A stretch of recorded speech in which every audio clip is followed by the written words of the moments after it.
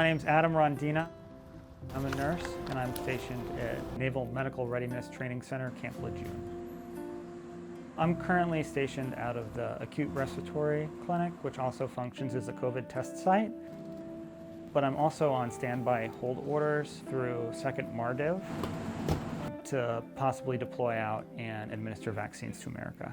I'm gonna hold it there for about 8 to 10 seconds or so. I wanted to be in a job where I could help out people every day. I wanted a job that I felt like made a difference. I'm pretty sure I am the oldest commissioned ensign when I first joined the Navy with no prior military experience. All right, take a nice deep breath in for me, okay?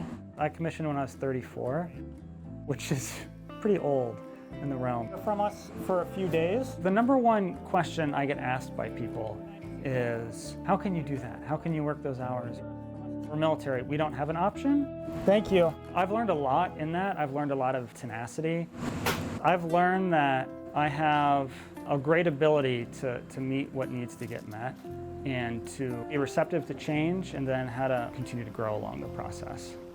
As a civilian nurse, you kind of pick your trajectory that you want to do, and that can keep you kind of siloed.